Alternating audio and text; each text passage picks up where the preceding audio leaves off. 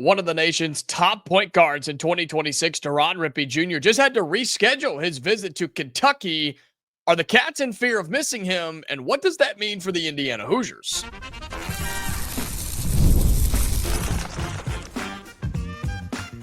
You are Locked On Hoosiers, your daily podcast on the Indiana Hoosiers. Part of the Locked On Podcast Network, your team every day. Welcome, and it is the Locked On Hoosiers podcast. I'm your man, Jacob Goins. I appreciate you being here, making this your first listen or your first watch every single day. We are part of the Locked On Podcast Network, which is your team every day. Today's episode of Locked On Hoosiers is brought to you by Monarch Money. Take control of your finances with Monarch Money. Use code LOCKEDONCollege at monarchmoney.com for 50% off your first year. Well, thank you so much for being here, truly making this your go-to spot. And we got a lot to get to on today's episode. We have a Lewis Moore update, the potential starting safety, projected starting safety for Indiana football, who finds himself in a legal battle with the NCAA. We'll talk about what we know and what could happen there. Plus, Curt Cignetti spoke on the first scrimmage for Indiana football. We'll get you kind of caught up on that and what he liked and what he did not like. But we start today's show with a player that we have talked so much about in the class of 2026. He's one of the best players in the entire country, top 20 wherever you look. 247 says he's the best point guard in the country. I go back and forth and think he could be the best point guard in all of high school basketball. Deron Rippey Jr. out of New Jersey, 6'2", 175, holds offers from any actual college in the country, okay? This dude is unbelievably talented. And I love watching him play. I love everything he does. He's super energetic. He can literally do it all. And this is a dude as a point guard at 6'2", is rising up and throwing down windmill dunks because he can. Like, this guy is a Russell Westbrook, Damian Lillard type of dude. When he gets to that level, he's going to be insane. This is somebody that will be playing for the association, okay? Deron Rippey Jr. is the real deal. And you can figure that out based off of the offers and his top 12 of teams that are after him.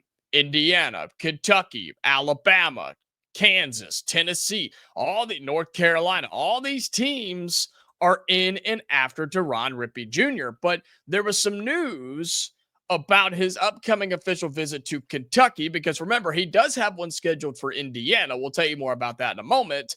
But his initial official visit with Kentucky was supposed to be this month, early in August, but it got moved around because of some travel complications. There were questions on whether he would reschedule or whether it just wouldn't happen at all. Well, he did reschedule that visit to Kentucky. He will be visiting them now October 3rd through the 5th, going to see Mark Pope and the Cats. And he has, I think for me, I think he has a pretty good relationship here with the Kentucky Wildcats. I just, from what I've heard, and even talking to my buddy Lance Dahl of Locked On Kentucky, they feel pretty good about where this stands for Deron Rippey and the Kentucky Wildcats. But there are other big names in there, including Indiana, and he'll be visiting the Hoosiers coming up in middle of October. So that's going to be October 17th through the 19th as of right now.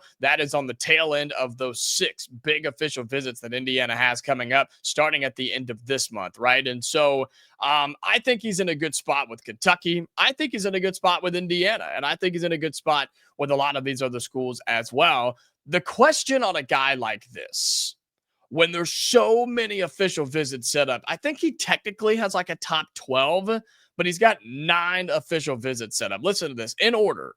All right, starting on the 27th of August, he goes to Miami, North Carolina, Alabama, Texas, Syracuse, Kentucky, Indiana, Tennessee, and Kansas. Whew, that's a lot of visits, man. And typically, not always, but typically, in a situation like this with one of the nation's best players in the 2026 class, again, between him and Talon Kinney, they're the 1 and 2 ranked point guards in all of high school basketball. I go back and forth. Deron Rippey, I don't know. I can't decide on where I feel on this just yet. But so often with a big name player who's just got tons of official visits set up.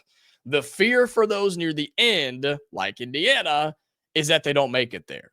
Is that they don't make it to all their official visits because they take a good one like Kentucky or Alabama or Texas and they commit right there. And so whether that happens or not, we don't know. Rippey says he wants to be committed probably by the start of the next year, by the end of 25, starting into 26.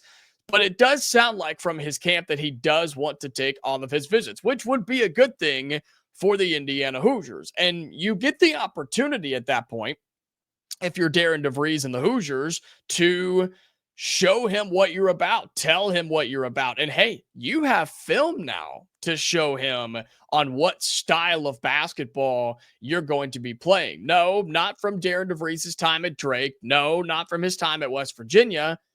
I'm talking about the 3 games that you just played in Puerto Rico. You can use those to show Deron Rippey and all of these kids who are going to be visiting the Hoosiers over the next several months, hey, this is just a glimpse of what we're going to do. This is just an idea of how we're going to play basketball. And for a guy like Rippey, you show him Lamar Wilkerson. You show him Connor Enright. You show him the guys who are going to be handling the basketball. And why I think Rippey is such a good fit for this Indiana team and this Indiana program and this Indiana regime. He's someone clearly, as the point guard, wants the basketball in his hands, but you trust him with the basketball in his hands. He can go with any hand into the lane. He can finish at just about any angle or height or against any defender. I mean, my goodness, his highlight reels, most of the time, he's falling away from the basket and nearly laying on the floor by the time he actually gets it off his hands and clanks it off the glass. I mean, he is uber talented when he gets in the lane. And then for a point guard, he's a 3-point shooter, dude. He is a 3-point seeker as well. And if that sounds familiar, that's what this Indiana team's going to do. And I think that's what this program wants to do under Darren DeVries.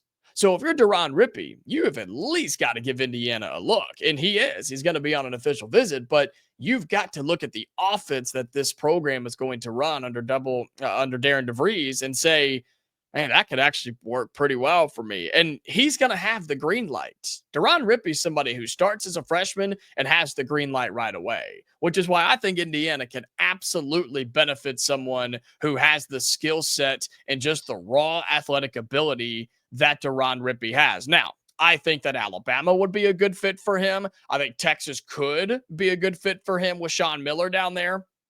I think Kentucky clearly would be a really good fit for him. And I think Kansas or Tennessee they kind of go more on the big forwards and bigs down low. I know Zakai Ziegler was a great point guard there at Tennessee, so there's some proof there. But what I'm saying is Indiana's in the mix here. And Indiana, I am confident will get this official visit from him, but he had to change that Kentucky one around. He starts on August 27th at Miami, and the Hoosiers are down there near the end.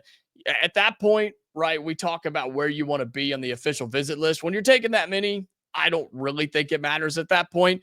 Just get the visit, do what you can, and make your sales pitch to him. And I think Indiana will be in it at the end for one of the nation's best players and one of the nation's best point guards, Deron Rippey Jr. Top 20 player in the class. 247 says he's the second best point guard as a 4-star. He changes his official visit to Kentucky, but he will still visit the Hoosiers on October 17th through the 19th. All right, coming up here on Locked On Hoosiers, we'll go on the football side where we got a lot to catch up on from the first scrimmage where Curt Cignetti talked about that. Plus updates on Lewis Moore, who's a projected starting safety for the Indiana Hoosiers in a legal battle with the NCAA. We'll talk about those things coming up next. Today's episode of Locked On Hoosiers is brought to you by Monarch Money. Most people can't name all their financial accounts or even what they're worth, whether it's a 401k, property, or investments. And when you don't have the full picture, you can end up leaving money out on the table. That's where Monarch Money comes in. It's an all-in-one personal finance tool that brings your entire financial life together in one clean, easy-to-use interface on your laptop or on your phone. Monarch does the heavy lifting for you. You can link all your accounts in minutes, see clear data, visuals, get smart categorization of your spending, and finally feel in control of your money without ever having to touch one of those darn spreadsheets, right? For me, I'm saving up to buy a new car. My truck that I drive, it's old. It's getting to the end of its life. And so I'm trying to find a way to save up my money and to kind of budget a little bit. Monarch Money has been incredible because you really can see everything you have, everything you do, and how you can save up to buy that big thing. And so whether it's a house or a car, or maybe you're just wanting to go on a shopping spree, Monarch Money can help you budget everything in your life. Don't let financial opportunities slip through the cracks. Use code LOCKEDONCollege at monarchmoney.com in your browser for half off your first year. That's 50% off your first year at monarchmoney.com with the code Locked On College.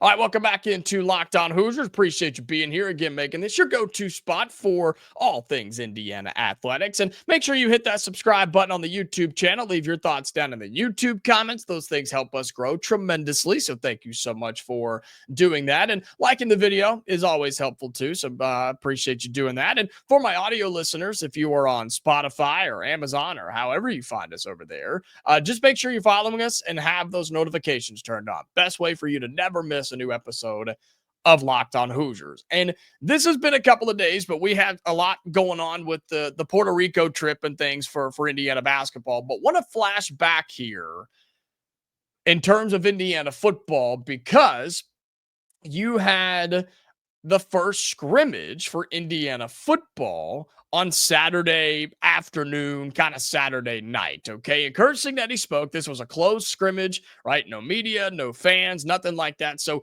we can't speak on what actually happened because none of us were actually there.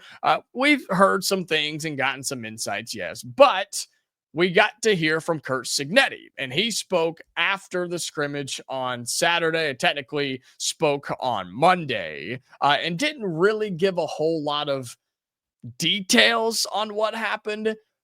But the best way to describe it is there were some good things, there were some bad things, and there were some things, basically. And you would expect that, and that's what Cignetti says. He said that you would expect that from the first scrimmage of the year. And the thing that I liked that he said was it's nothing out of the ordinary from what he has seen ever during his time of coaching. The quote that he gave was too many penalties, like every first scrimmage we've ever had, too many missed assignments. Goes on to say there was good, there was bad, there was ugly. The effort and competition was good. That's all you can ask for, right? And again, not being able to speak on the specifics of what actually happened, that's to be expected, right? It's the first true action game style that these guys have gone through in this particular season with this particular team.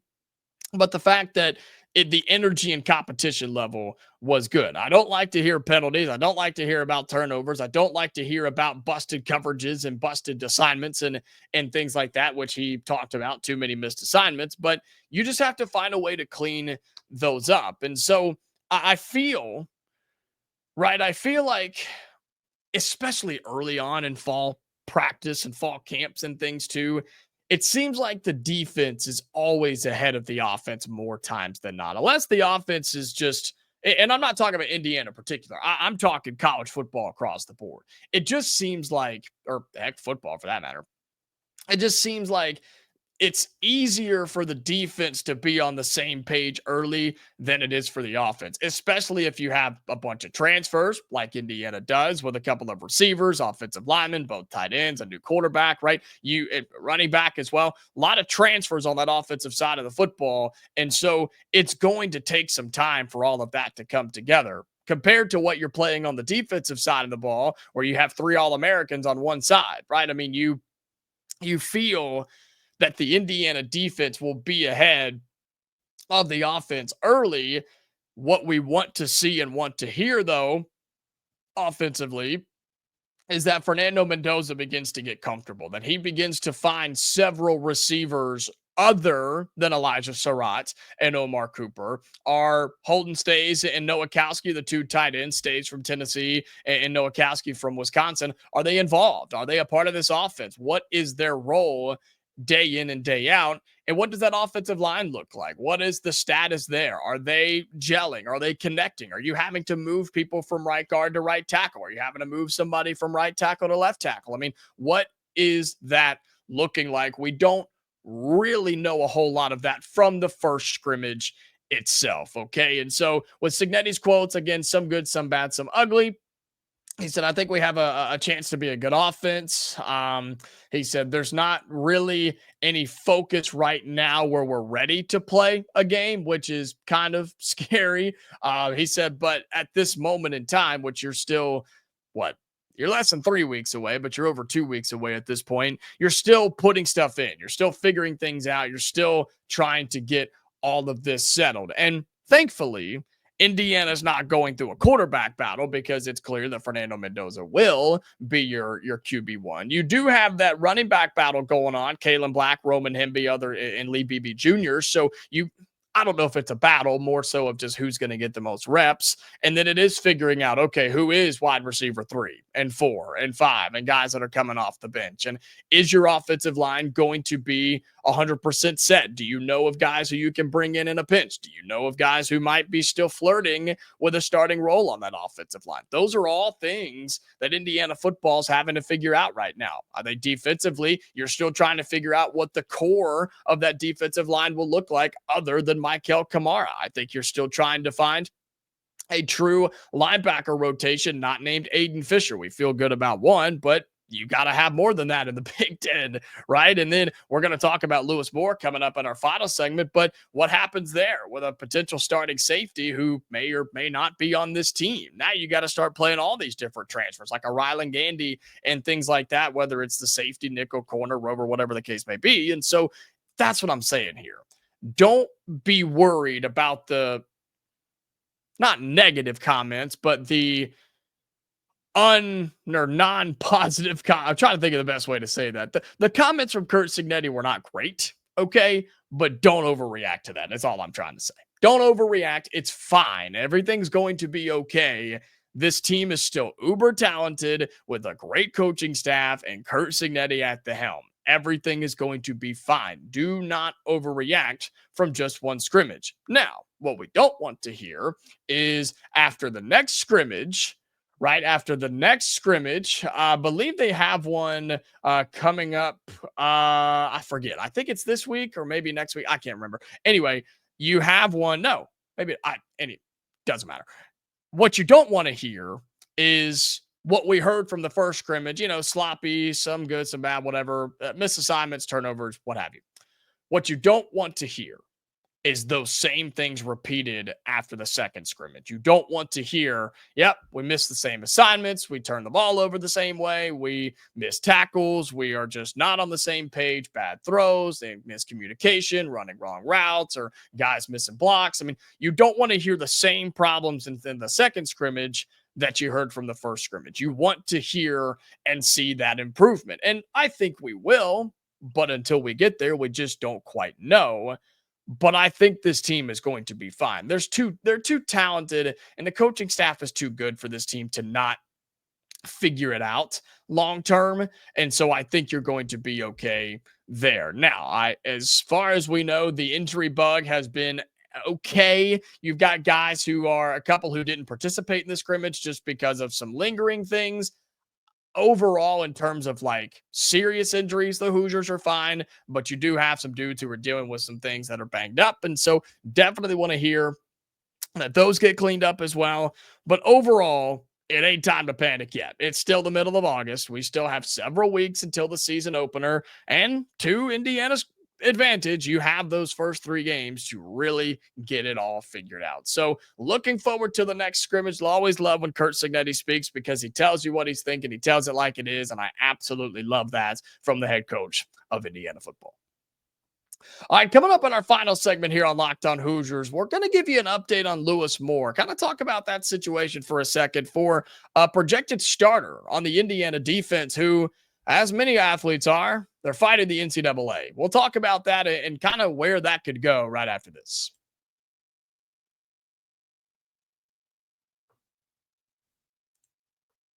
All right, final segment here on Locked On Hoosiers. Again, thank you so much for being here, making this your first listen or your first watch every single day.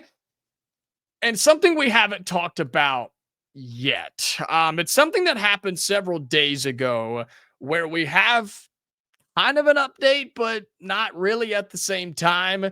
It's Indiana safety Lewis Moore. And if you know this situation or have looked into this situation, right, he played community college ball. Then he came to Indiana, where he was here for 2022 and 2023. He transferred to Ole Miss, where he started a couple of games, appeared in 9 or 10 for the Rebels.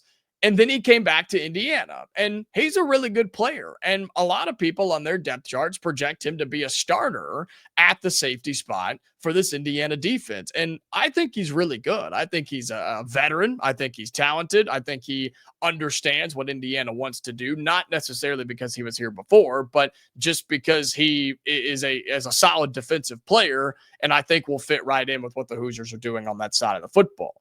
But now his eligibility is all up in the air because he's in a legal battle with the NCAA. He is technically out of eligibility because of those first couple of years of his college career. He is claiming that his first couple of years at Navarro Community College, his first 2 seasons, should not count against his eligibility, which would give him another year to play at Indiana in 2025. If this sounds familiar, it's because this is him trying to lean into the Diego Pavia rule. The quarterback at Vanderbilt, it went viral. He won that deal. Now the Supreme Court and the NCAA, they're trying to kind of peel back on that. And now everybody, it's a disaster. Okay. It's an absolute disaster. But the Diego Pavia rule is a real thing. And there have been hundreds of college football players who have then submitted, right, an appeal basically of, hey, you say I'm out of eligibility, but my 2 years at this community college shouldn't count for reasons X, Y, and Z. So I should be eligible to play another year of Power 4 or Power 5 or whatever college football. I should be eligible to play another year. And that's where Lewis Moore is right now, is he's trying to get another year to play college football. Problem is he's dealing with the NCAA and Supreme Court things, and it's a true legal battle. That's what Curt Cignetti said. And that's why Cignetti and Indiana football can't really speak on it, and because it is a legal battle, but even more so, they can't speak on it because there's no information to speak on. We're just kind of sitting in limbo, and he's not the only one. Lewis Moore is not the only player that's in this situation. There are hundreds who sit in his exact spot, and they go through one at a time and have to take their time with no repercussions, no accountability, because the NCAA is a worthless organization. And they just kind of do it whenever they want and on their own time. And so for me, the Diego Pavia rule is whatever. I think it's, just being completely honest, I think it's a little greedy, but I understand why you would want to do it. If you want to play more football, you want to play more football. But every situation's different. I think it is a little outrageous, just one man's opinion here. I think once you're up, man. When you've done it, you've done it. When your time is up, your time is up. And I think it's time to move on. But in this situation for Lewis Moore, yeah, I mean, selfishly, I would love for him to be able to come back and play on this Indiana defense. That's just one extra addition to this team, a veteran guy on that side of the ball who's proven to have some pretty good success in your DB room. I would love to have him on this team.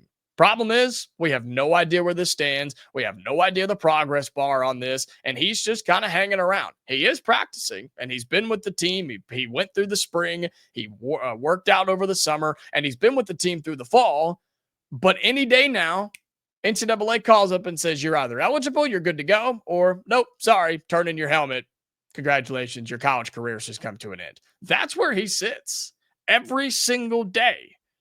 When he lays his head down on the pillow at night, he doesn't know what his future holds the next day. He doesn't know if he's going to be able to get up and play college football the next day or not. Like, there's got to be a better way to do this, right? There has to be a better way to solve this problem. And so the update is that he's still kind of waiting. He's still hanging around. And look, if you're him, you keep practicing, you keep playing, you keep doing your thing until they tell you that you can't. That's the best way I would handle it. And it's the NCAA. So if I'm familiar with them, which I am, Lewis Moore should probably find out by the year 2027, and we should be good to go. And then they'll come back and give him an answer. So, yeah, we'll keep you updated on Lewis Moore. But wild stuff here. He's not the only one. I'm not a fan of the rule, but I understand why it's there. And I think players should take advantage of it while you have the opportunity. So we'll see if Lewis Moore is able to get approved, looking for one more year of eligibility.